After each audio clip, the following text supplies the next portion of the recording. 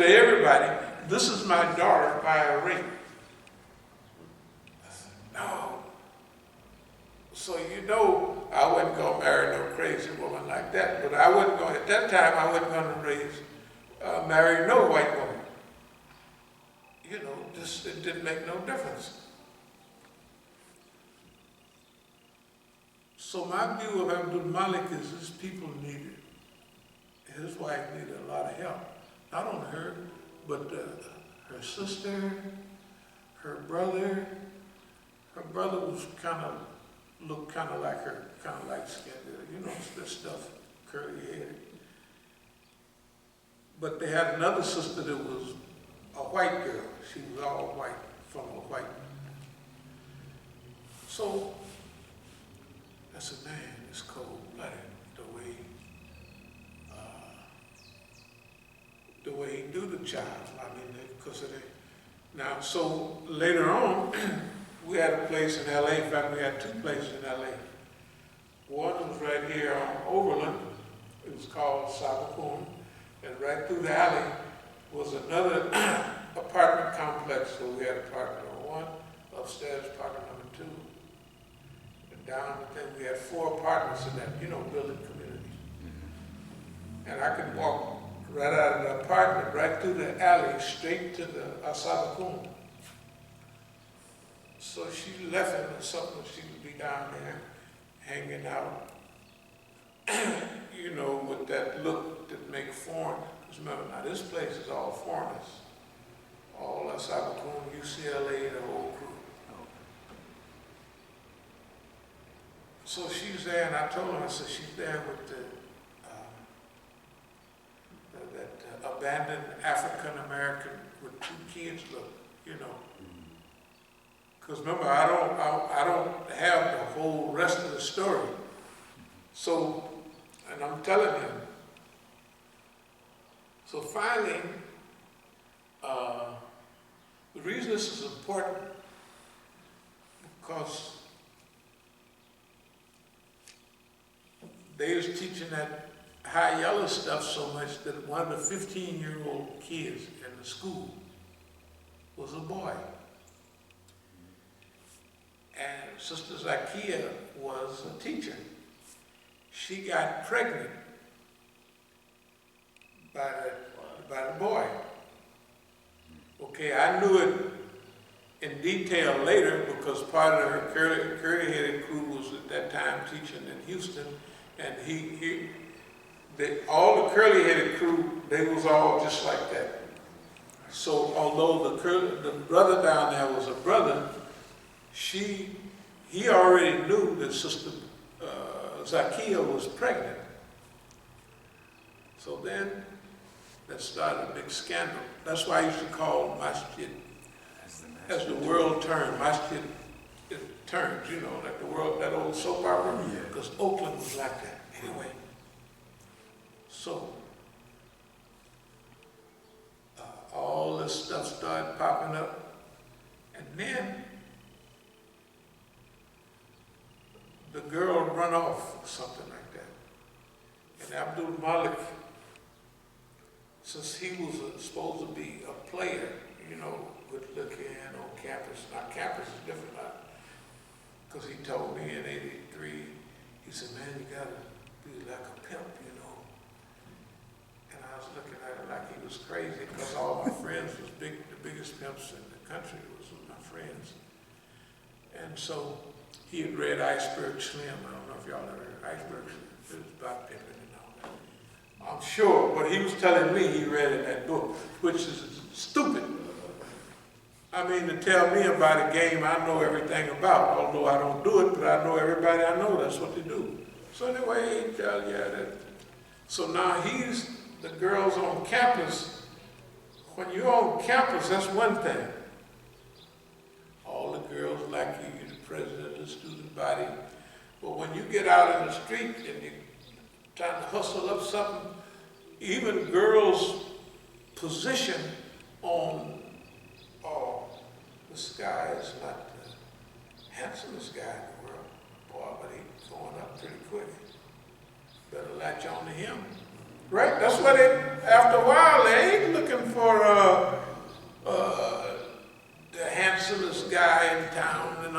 Yeah, they grown now. You know what I mean? They grown. So anyway,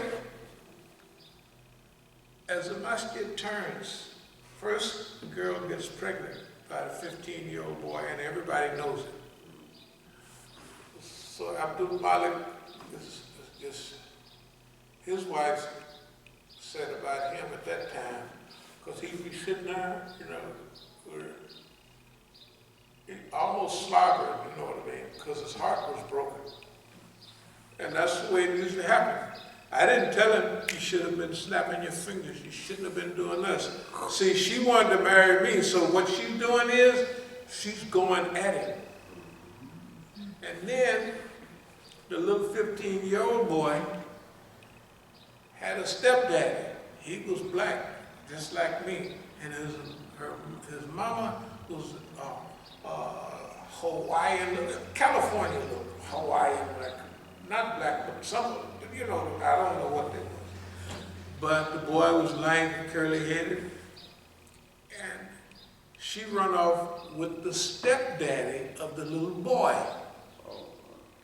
I'm telling you, the scandal that television ain't nothing compared to the Masjid. Right, yeah. I'm just telling you, this stuff really happens. That's tragic. Okay, now it's not, oh no, look, I didn't hold it against the woman. I didn't hold it against her. No, when she was having trouble somewhere, I said, you need it. I sent her money and all that stuff. Said, if you ever feel like coming back teaching the school, and I said, and I had asked her, did you really want to marry me at first?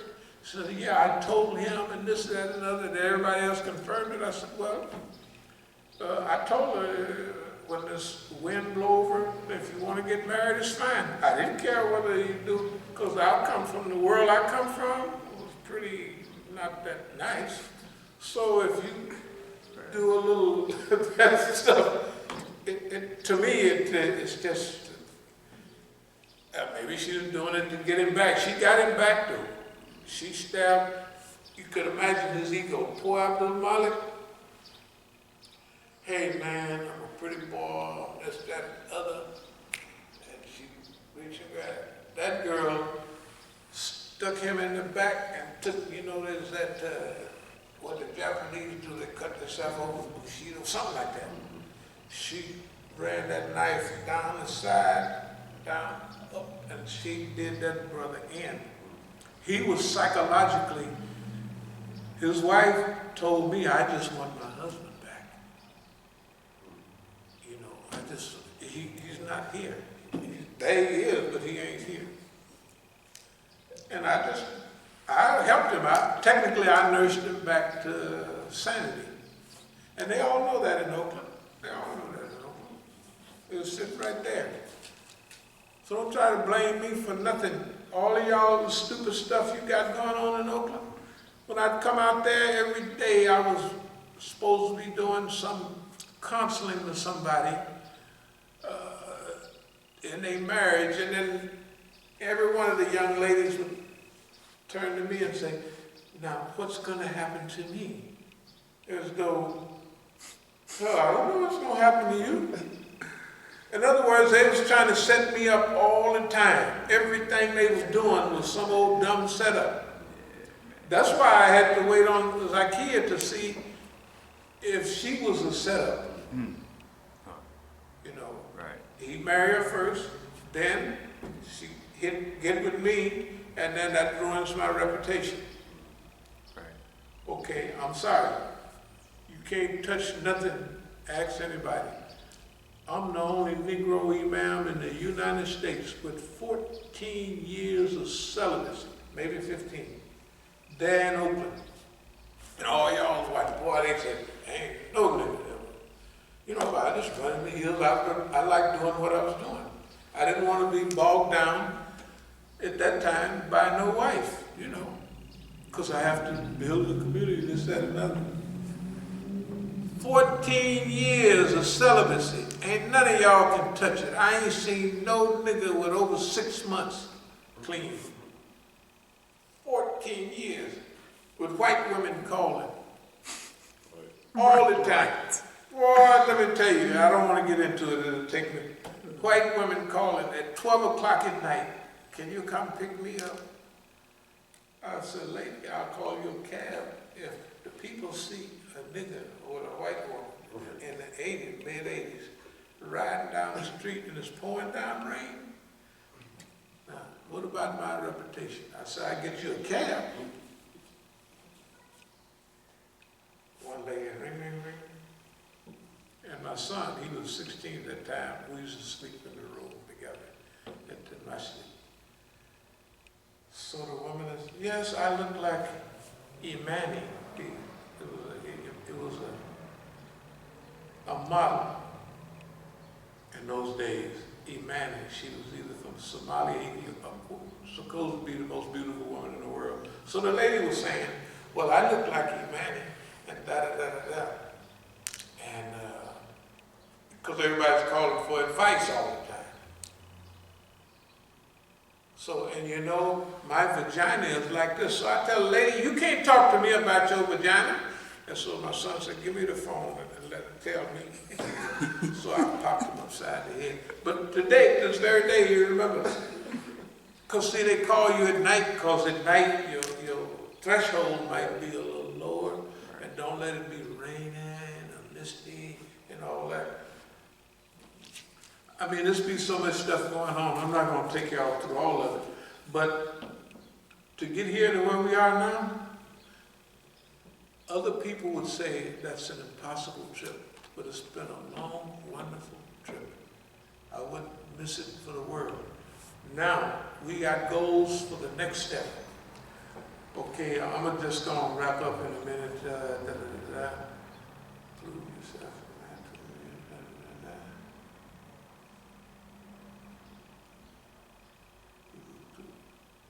Goal setting, we talked about that, goal setting stuff. We didn't talk much about As-Sabiqun, but As-Sabiqun is a part of it because of, it means to anticipate, to project. Our anticipation of how the system would act and what it would do have been about 98% accurate. And now the reason that the thing is out there with the old tow truck is there with the thing down where you can't move it is because they didn't run out of stuff to do. Can you imagine? They can't do anything with that. What else are they going to do? They can't do anything. They have run out. That's why we saying to everybody, blow the whistle on yourself. Then we'll bring, imagine, this happening from the inside. Imagine it's mostly Negroes. Imagine the prestige that it gains the world, because everybody feels the way we do. Right. Now suppose we do it as a group. They don't give me the credit, they give everybody the credit. We played a part in proving to the public that the system is what it is. Right? It's not only institutional racism, it's anti-everything good. And we can bring them up on the charges. All they got to do, I've already brought it here, all they have to do is cooperate. But they got to see themselves doing it. And this threshold, this window of opportunity, it may last another week, a month, a year, 5 years, we don't know. Because the publicity mill is kicking, and it'll have people back on that old dumb stuff. If they can get past this, it ain't gonna be that easy. Because remember, we talked about inertia. What is the job thing now? They up to 38 million, 38.5. Okay, it'll be 40 million pretty soon. Don't worry about that. That means over 10% of the people in America will be unemployed. It's not a joke. That's getting unemployment. That ain't unemployment. Right. You got to add another 40, another, hey man. Okay. And so they got to give everybody money. So they got to go in debt. And The dollar still is not going into a slump. They still got the stock market up with all that bad news. Don't worry about it. Do not worry about it. Right. All of it. Remember when we read about the fall, Babylon the Great has fallen in one day. It don't mean one day. But all the things pile up. All the cards, they stack the cards up. Stack these cards up. And then, when they hit it, they all fall down. That's what they're doing to themselves now. Where they are now, they can't survive this. Okay, let me speed up and if I'm ready to go set this up. I'll talk about historical museum. There's a few things we're going to do, like we're going to have programs, and the first thing we're going to be doing is a little historical thing with tables and displays to see the history and simple stuff. We'll do it here. Later we'll do it in California. And my next hobby is a little high-tech, like filmmaking stuff. So we'll combine the computer with the camera and the phone. And I can make a lot of my own stuff and just have a good time. Yeah, it's very simple. National public ass kicking. That's what we've given the white man. It's been a national public ass kicking.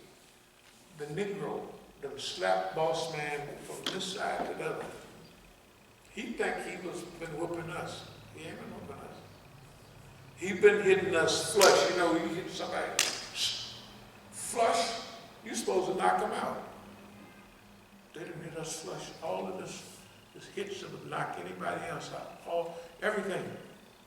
All of this. And I've been knowing it all my life. Look at my beard on me. You think I don't know we've been spied on? This is a black beard. This is a Hajj visa.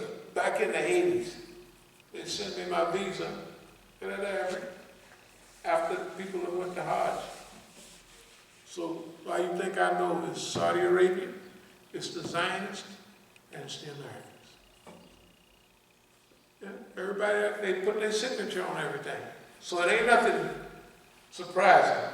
So the national public ass kicking is what we've done to your boss there, brothers. Now imagine now, you gotta think about it. If you work for a butt-kicked Peckerwood system, what the people gonna think about you? And you just take it, and you just come and lay it on the poor brother. Well, ain't nothing you can do with me. I guess you could kill me, but ain't nothing else you can do. What else? Right, you can't malign personality, because I don't care what you say. I don't care what y'all say. Y'all all say the same thing. I'm the only one telling you all this stuff right now. I'm right, and I don't care what you say. Remember, even in communism, no investigation, no right to speak. If nobody asks me nothing about none of this, then they don't have a right to even open their mouth, because they haven't investigated. They haven't wrote a paper on it. They haven't done nothing. I would say something about the U.S. Does anybody remember the League of Nations? Yeah. Woodrow Wilson, 1990. They started, League of Nations, they started. It's like the UN, but it was before that. Now the U.S., in order to have a treaty, the Senate has to ratify it. So the Senate never ratified the League of Nations. But the League of Nations used to be there to solve the problems of the world. And when the Japanese invaded China in 1931, or back then, they just got up and walked out. You know what I mean? So the League of Nations was weak. Right? And since when the Germans wanted to invade, they Sudetenland, Czechoslovakia, they invaded everybody. The League of Nations just sit there. All right, that's the way the UN is now. It's been like that, but the United States government controls the UN. We can't look for no help, no aid from nobody. Okay, I'm gonna close with this. Just like we took everything that boss man can put out,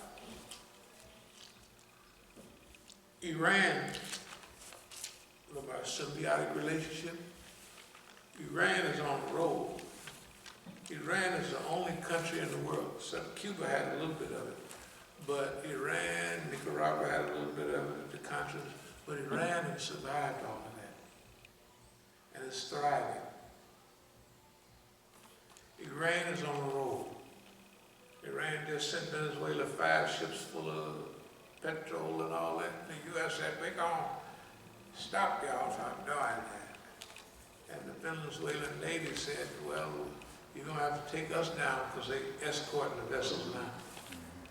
The U.S. is a big, fat mouth bluff.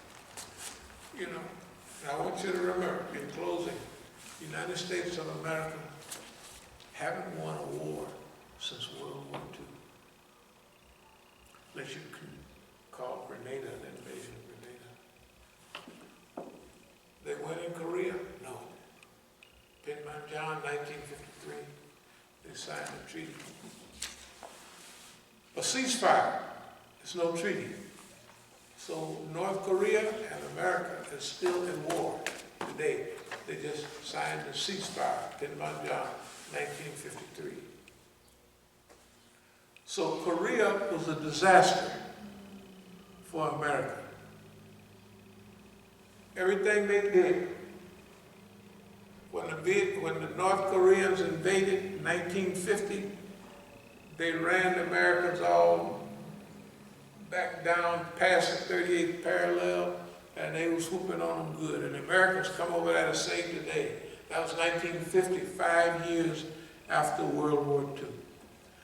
They've had Japanese shoeshine boys and maids over in Japan. They sent all of them troops into Japan. They couldn't hardly walk. They just won World War II, but that was 5 years back. You see? Koreans wore them out. Then they brought over MacArthur took over. He brought in a revived crew.